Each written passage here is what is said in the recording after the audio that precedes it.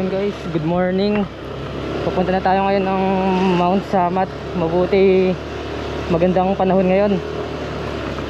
Ngayon nga pala ay Undas, November 1 sa oras na 8:53 AM. So palabas kami dito sa may Padre Paseo Subdivision, dito sa may Orion, Bataan. Doon kami nanirahan muna sa pinsan ni OBR. May pinsan kasi siya dito. Doon muna kami nanirahan. Nagpalipas ng gabi. Ayan, kasama namin sila. Ayan, yung naka Ford Everest sa harapan. Pupunta rin sila ng Mount Samat. So parang i-guide nila kami dun sa Mount Samat. Although alam rin naman namin yung papunta, parang gusto na rin nila ng banding kumbaga. Yan, sila Ate Amor at Kuya G. At yung anak nilang cute na si Marky. So dito nung papunta ako dito, doon ako napapunta sa kabila kasi syempre 'di ba, unusual na merong daanan doon sa kabila pero sarado. So papasok at palabas pareho ng dinadaanan dito. So medyo unusual. Ayan, andito na tayo ngayon sa may Roman Super Highway. Itong tawag sa highway na to, Roman Super Highway. So dun sa unahan, kakaliwa tayo, pakaliwa yung Mount Samat sa Governor Lino Highway. Dun papunta yung Mount Samat. Tapos kakaliwa na rin tayo sa Mount Samat Road. Ganun.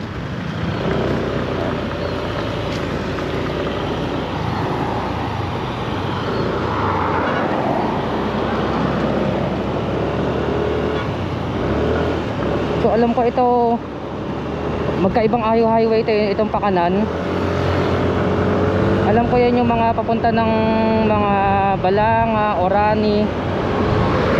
Alam ko yun. Ito yung Roman Super Highway, which is ang ganda dumaan dito kasi walang ganong dumadaan na sasakyan. Tapos yun nga, tahimik, malawak pa yung daan, kaya ang ganda dumaan dito. Nagtatanong nga pala dyan guys, or sa mga yung mga nag-wonder kung paano pumunta dito sa may parte na to ng Bataan. So panoorin nyo lang yung previous videos na in-upload ko. So Manila to Bataan, kung paano pumunta dito ng naka-motorsiklo lang at hindi dadaan ng mga expressway. Ilalagay ko na lang yung link dyan sa may comment section o di kaya dyan sa may description. Dito sa bahaging to ng Roman Super Highway, kung makikita nyo, tatlong lane, no? Tatlong lane yung magkabilaang directions, magkabilaang bound. Tapos konti lang yung sasakyan, kaya napakaganda talaga dumaan dito. Tapos kita mo pa yung mga view, yung mga bundok sa kaliwat kanan.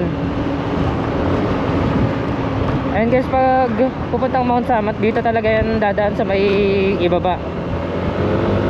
Yung itaas kasi dire-diretso yan, so malalagpasan mo yung pakaliwa papuntang Mount Samat. So dapat talaga dito sa may ibaba tayo dumaan.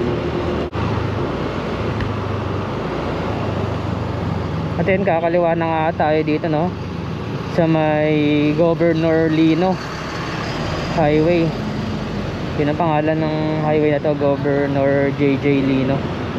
So ito yung papuntang Bagak.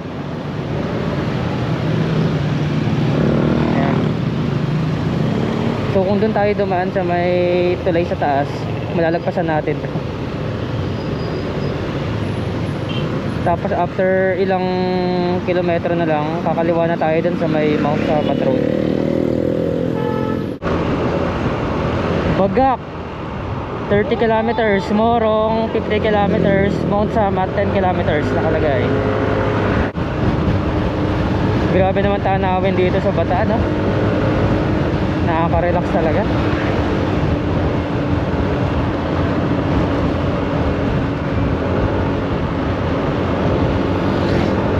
So kilometer post 130.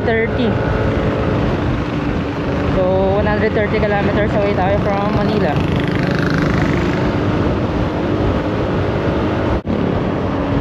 Ito yung pupuntahan natin guys, itong nasa kaliwang bundok natin, Mount Samat. Hindi lang kita sa naked eye yung ano niya, yung cross niya, kasi may mga ulap. So natatabunan yung cross niya. At masalang hindi kita dito sa GoPro. May zipline? Tingnan natin mamaya. Mount Samat National Shrine, 500 meters turn left. Ayan, nakalagay dun sa signage. Mount Samat National Shrine, turn left. Tapos 7 kilometers pa siya. So dito tayo mag-turn left. Ayun, may zipline nakalagay, 24 kilometers. 24 kilometers nakalagay. Ba't suminto si kuya? Ano daw? Ano pa?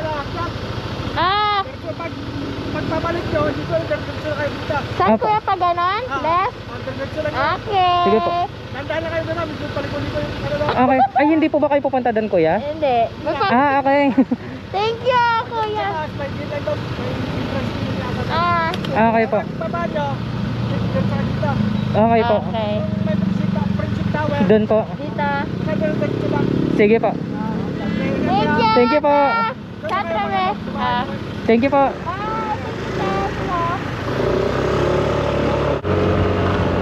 So yan guys, akala ko sasamahan kami nila ate at kuya. Yung pala iahatid lang kami hanggang dun sa may pakaliwa, papunta sa Mount Samat.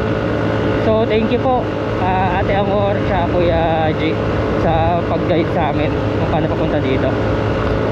So ayun, kanina nakalagay dun sa may signage bago bago kami kumaliwa, 7 kilometers pa. So baka ngayon mga 6 kilometers na lang. So ang ganda ng ano dito, ang ganda ng daan dito. Nature na nature talaga yung daan dito sa may Mount Samat Road. So dire-diretsuhin lang natin to, tapos mararating na rin natin yung Mount Samat.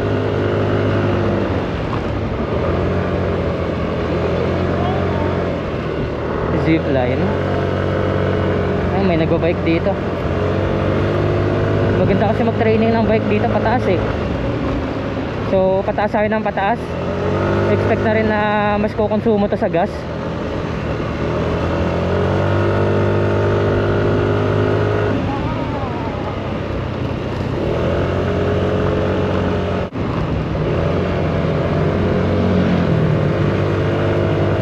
Then may mga nakakasalubong tayong riders na pababa naman.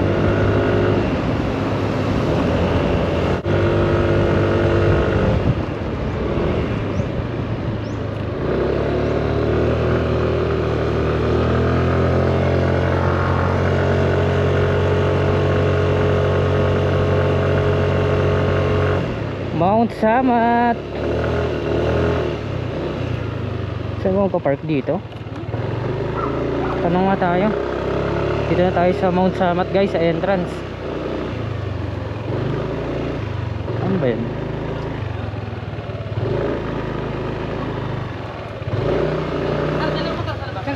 Sa labas lang po. Kahit saan po dito? Kabilaan, pwede kayo. Kabilaan. Dito po pwede yung mga dito.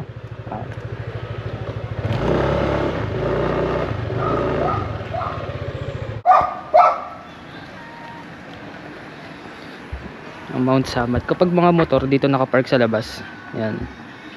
Dito sa kalsada, pero pag kotse dun sa loob, pwede dun. Magkano registration po? Sir, ticket na. 50 isa. Bago attend kayo ng orientation 5 minutes. Sa guest house. 5 minutes po orientation. Wala kayo museum, kuya? Ma'am, ginagawa pa. Totally, baka mga December. Mga New Year. The museum is temporarily closed na. 50. May babayaran pa po ba doon? Wala na po. Entrance. Ay po. Thank you. Na ticket. Orientation. Ticket lang po. Ay, kasi yung ticket.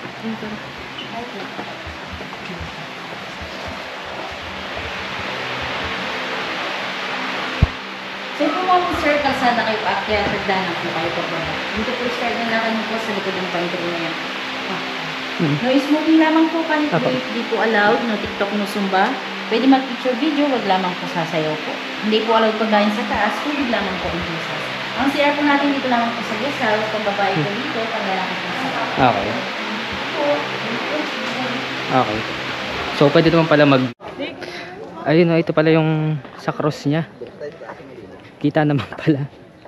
Ayan, yun yung cross niya. Tapos, yun nga. Pwede naman daw mag-picture dito. Pwedeng mag-video. Bawal lang daw yung TikTok. Sumayaw-sayaw. Or mag-zumba. So, sino ba naman pupunta dito para mag-zumba? Pupunta pa kayo ng Mount Samat para mag-zumba.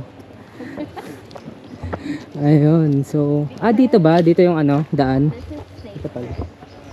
Dito yung daan. So mukhang nakakapagod. May kumini. Ayun, ilang hakbang pa lang tayo. Yung unang liko pa lang to. Nakapagod na. Doon pa o sa taas pa. Oo nga eh. Doon pa yung aming pupuntahan. Sa bandang taas doon.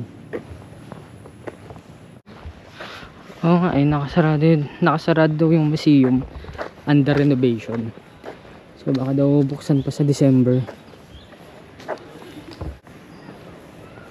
Grabe, ang tatarik ng mga ano dito. Parang sa People's Park in the Sky. Yun sa Tagaytay. Parang ganun yung mga slope ng kalsada dito na lalakarin mo. Pasigsag siya hanggang sa makarating ka dun sa may cross dun sa taas. Ayan, sa may cross dyan. Ayun, meron ditong mga baril, canyon. Ayan, na naka-display. Yun, may missile. Ito, machine gun ata ito eh. Ayan. Sa mga dadaanan mo, meron ka namang makikita ng mga iba't ibang tanawin. Ito, meron ditong kilometer post. Kilometer post 140. Ayan. So 140 kilometers away tayo sa Luneta Park.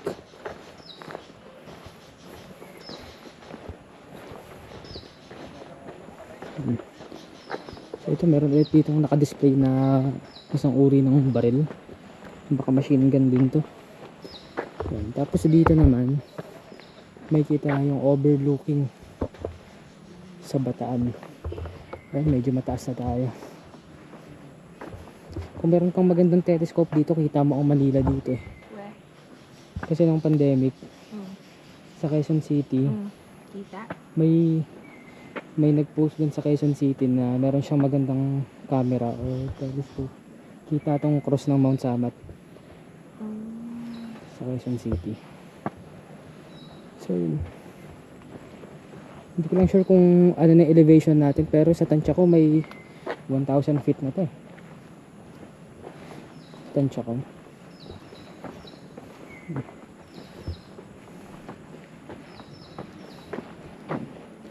7 kilometers ba naman yung pataas-taas eh, kasi nung pagliko natin dun kanina sa Mount Samat Road, galing tayo ng Governor JJ Lino Highway, 7 kilometers yung nakalagay dun sa Karatula. Eh paakyat ng paakyat yan. So kung 7 kilometers sa paakyat ng paakyat, eh mataas na talaga yung magiging current elevation na yun.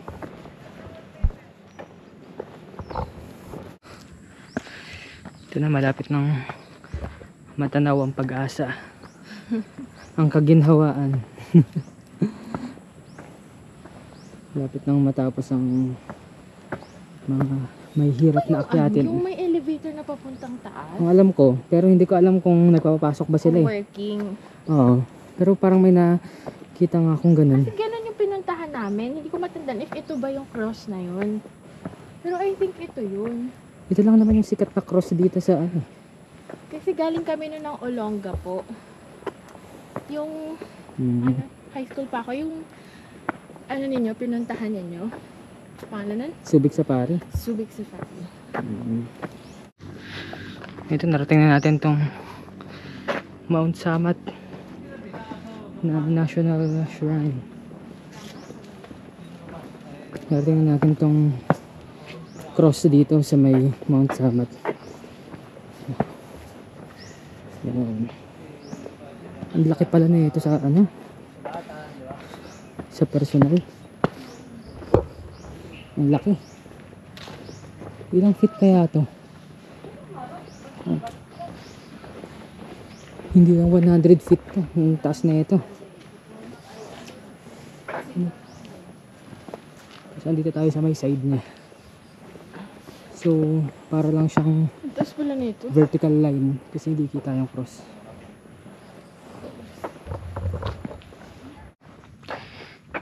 Ito yung nakalagay.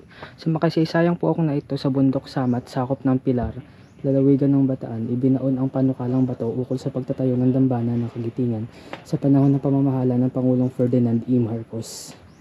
So, ika-14 ng Abril 1966.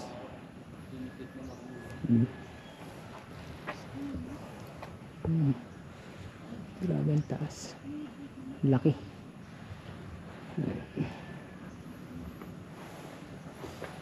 Ito yung kapaligiran pag andito ka sa Mount Samat.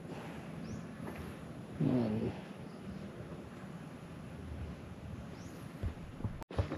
So ayan, babalik kami dito. Pwede palang dumaan dun sa may damo.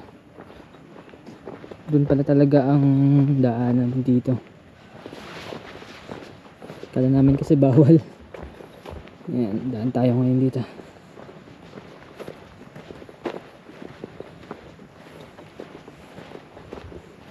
Kasi sabi kanina hagdan daw pababa eh. So hindi natin sure kung saan yung hagdan, pero malamang andito yung parte ng hagdan.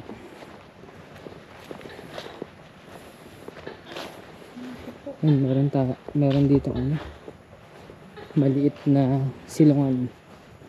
Ayan, yung shed. Ayan. Ito yung Mount Samat sa side na to. Ito yung itsura niya. Maraming laki.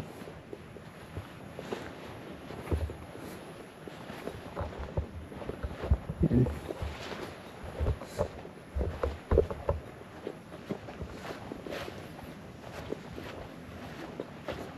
Kuya, ano pang pwedeng mapuntahan dito bukod dito sa cross? Las Casas. Hindi, I mean dito sa Mount Samat. Dito Ay, sa... ito lang sir, tapos pababa. Ah. Tapos yung museum, hindi ano no? Ginagawa Hindi pa pa. kasi. Saan ba parte yung museum? Yung baba na.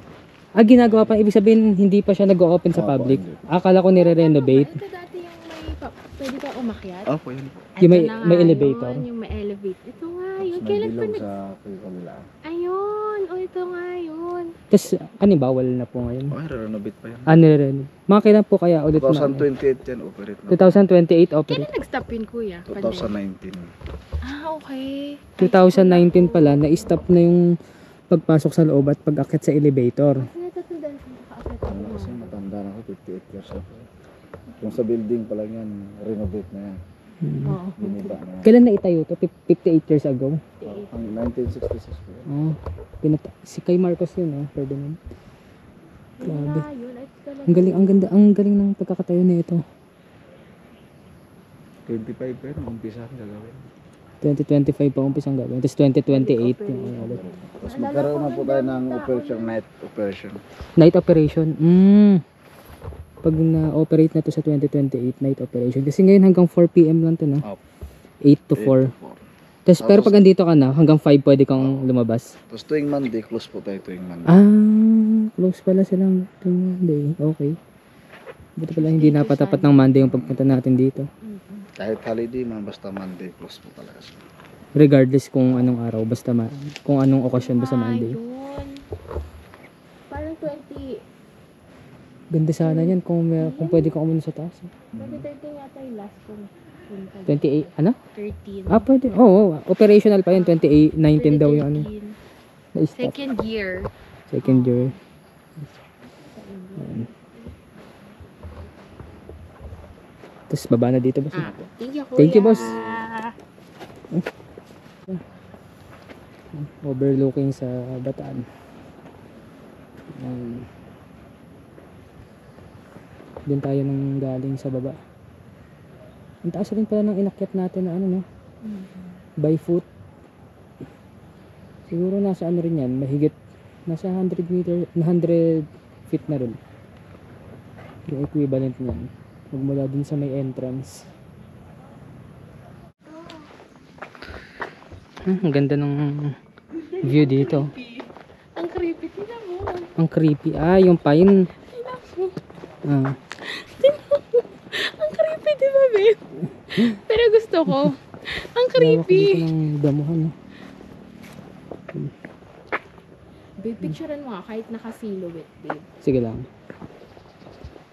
Diyan sa pine tree, yung dalawa Ah, ah. yan. Nakagitna. Tapos may maliit na Christmas tree. Christmas tree. Saan? Oo nga, no? Tignan mo, meron talaga siyang ano, yung parang meron talaga siyang pattern. Talaga. Meron talaga siyang pattern na paglalagyan mo siya ng Christmas lights, ayun, no. May pattern talaga siya. Ayun, meron pa palang pine tree dun. Dun, ayun, no. Ito. Dito meron ding place dito para mag picture taking. Is maganda rin naman yung ano. Maganda rin yung background. Yung overlooking ng Bataan. Tapos may mga decoration sila dito na halaman.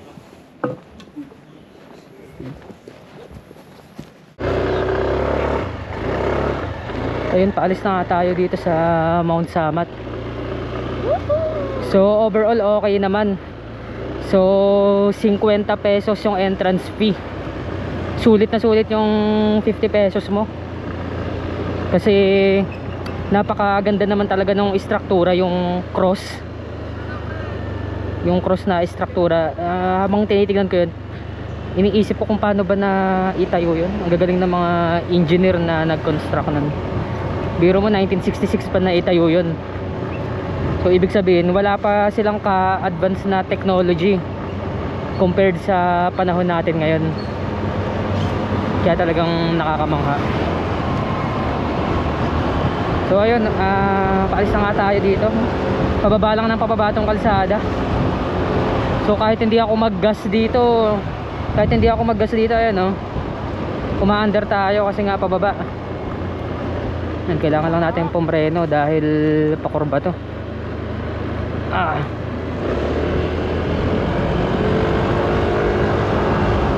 So yung next nating pupuntahan, no, yung Kabog-Kabog View Deck. Yun yung susunod nating pupuntahan, Kabog-Kabog View Deck. So ayon sa Google Maps, 14 kilometers siya magmula dito. Sana naman maging maganda yung panahon, kasi ang pangit ng view deck kapag umuulan. So sana umaraw-araw. Ayan.